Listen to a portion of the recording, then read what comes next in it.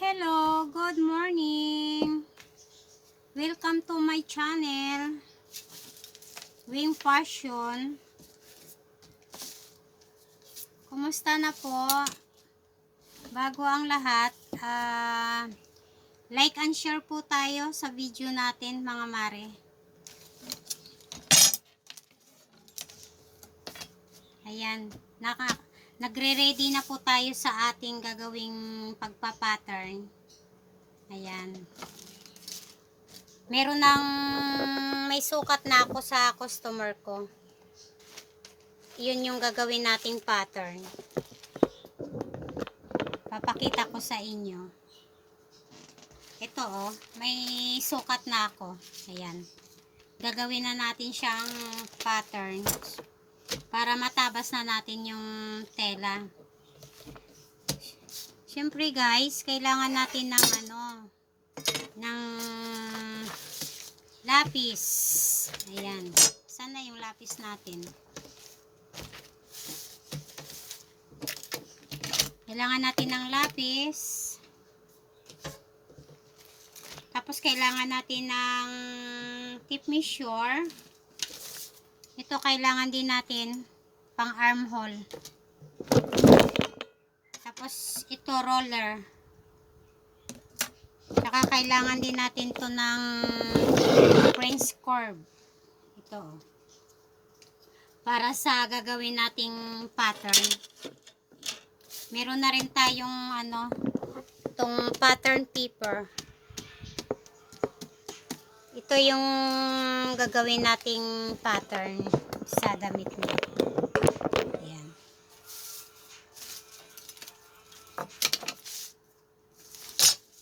Tingnan nyo guys.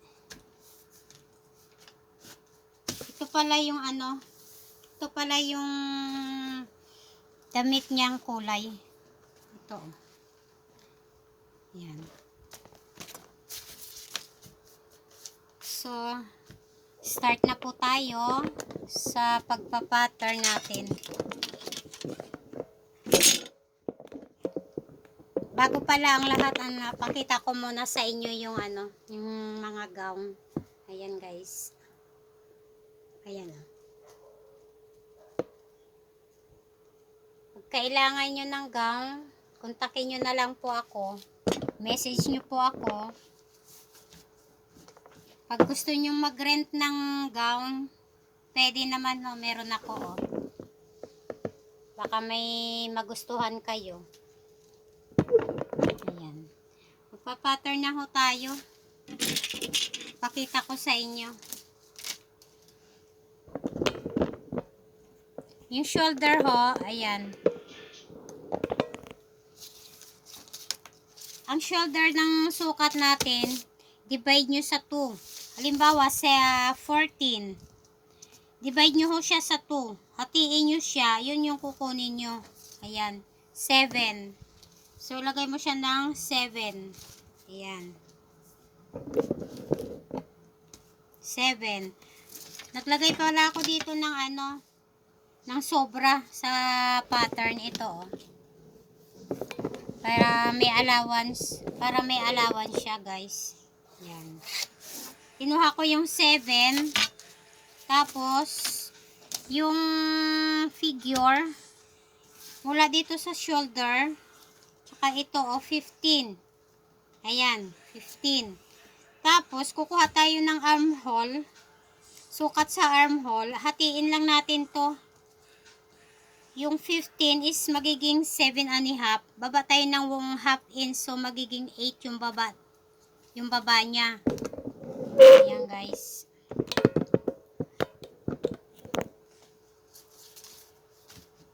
Tapos yung dito niya, yung bust point, kukunin din natin yun. Pag 9.5, baba siya natin ng 9.5. Tapos diba nagsukat ako ng bust distance, ganon. Yan. Dito natin siya ilalagay. Idudugtong natin siya sa bust point tsaka sa distance. So, yung bust distance niya is 6.5. Divide nyo sa 2. Magiging 3 1/4 siya, guys. Ayan.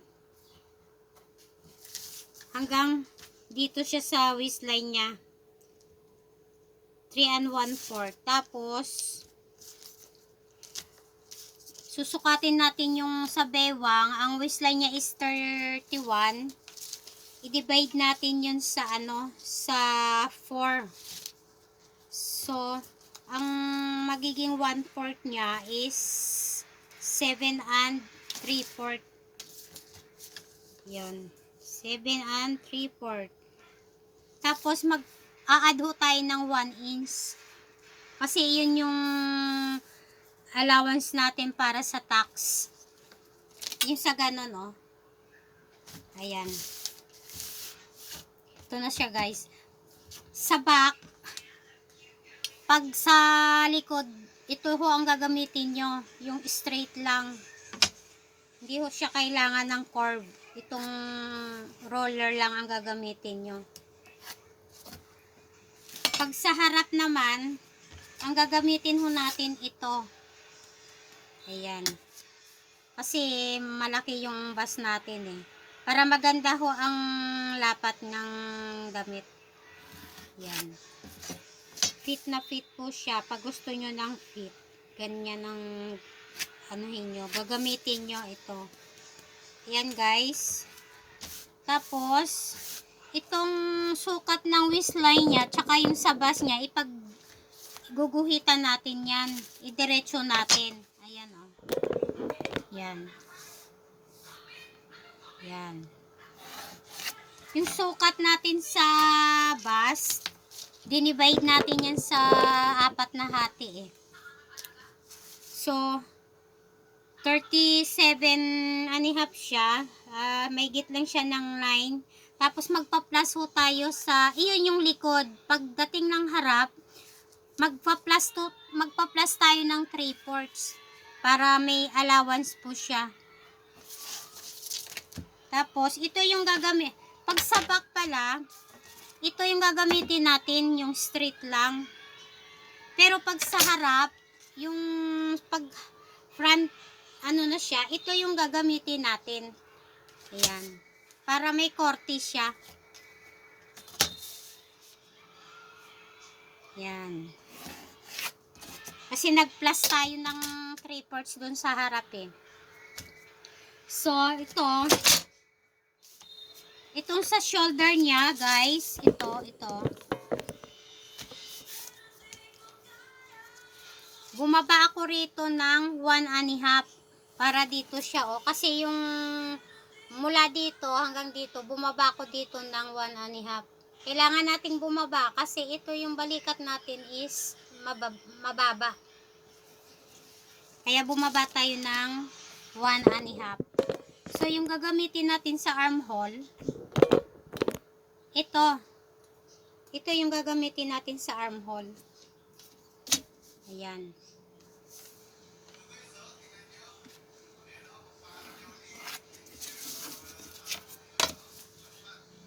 Kailangan natin ng ganito.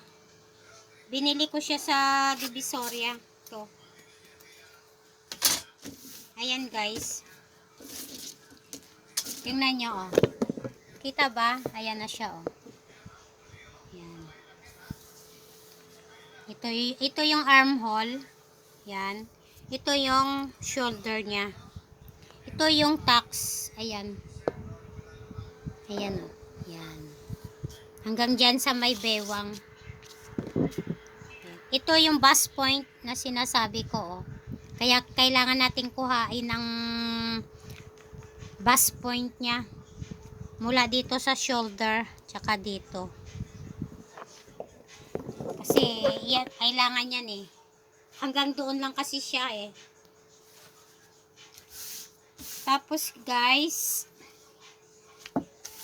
yung sa dito niya, sinukatan ko siya kung hanggang saan yung gusto niya.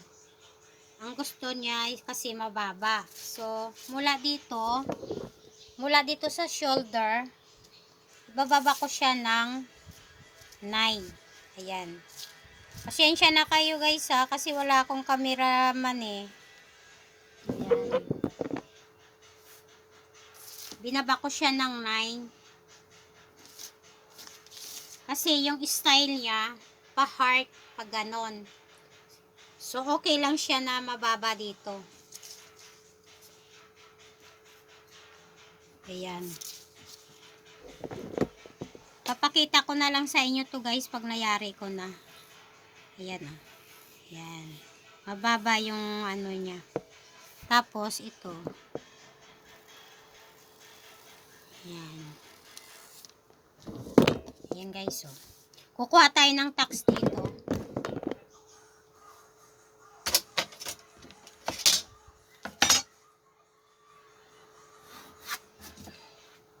Di ba nag-ano ako dito? Nag-adjust ako ng 3/4. Dito natin siya kukunin sa taas sa tax.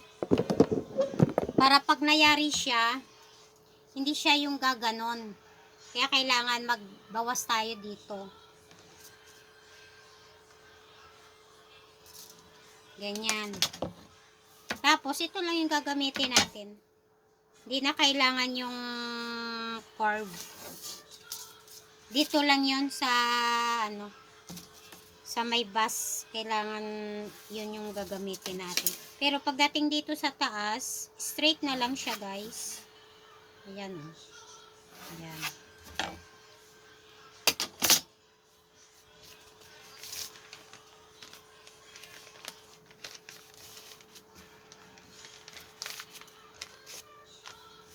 Sa hindi pala nakakaalam guys, galing tayo ng ano, galing tayo ng Saudi, Riyadh.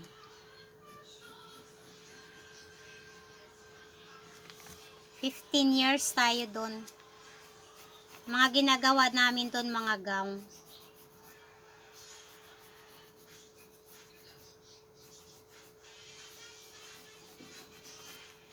Yan.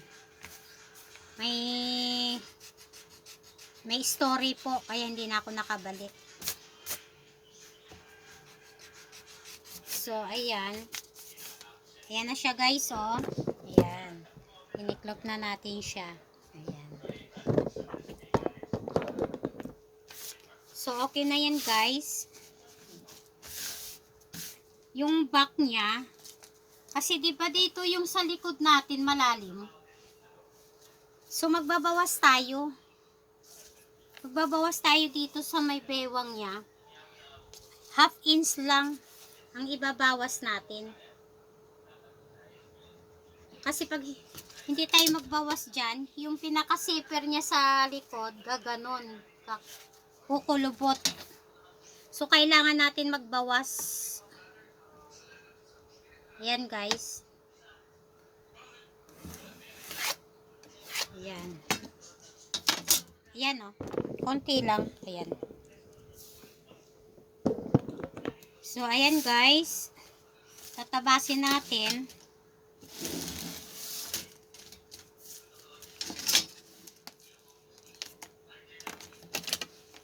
Ayan. Ito lang yung ano. Ito yung pinaka-taas niya. Pinaka-blouse. Ipapakita ko din sa inyo sa sunod ko na video kung paano mag-cut ng mga palda, yung mga gown. Papakita ko sa inyo yun guys.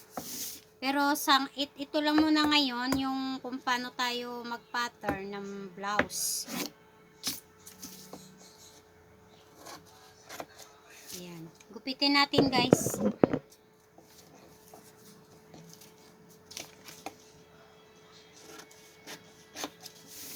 Kailangan natin gumawa ng pattern. Alam nyo kung bakit kailangan mag-pattern? Kasi mas maganda may pattern, nagpa-pattern tayo para ano natin yung tela at saka hindi tayo magkakamaling magtabas ng tela. Katulad yan sa Saudi kami. Talagang nagpa-pattern kami mga guys, mga mare. Kasi ang mga tela nila doon, ang mamahal. Pag nasira mo yung tela, magbabayad ka. Ang mahal ng tela nila, Mars. Meron sila minsan tela na ang bili nila is 800 reals, isang yarda, 1.5 isang yarda. Diyos ko, pag nagkamali ka, babayaran mo yun. Pero ako, awa ng Diyos, wala pa naman akong nasira, guys.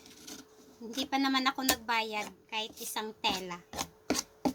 Kasi, kaya kailangan natin mag-pattern. Kasi, ang pattern, pag nakita mo siyang, diba, nagawa mo na yung pattern, sa tingin mo na parang hindi siya proportion, pwede mo siyang i-adjust. Yun ang purpose ng may pattern.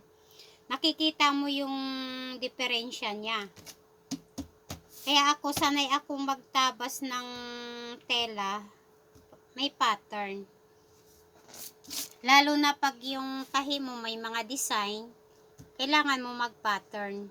Pero kung simpleng damit lang, kahit wala ng pattern, okay lang. Pero katulad yan, mga gown, na may mga design, may style, kailangan mo talagang mag-pattern. Yan guys, tapos na tayo sa pattern ng blouse. Ayan.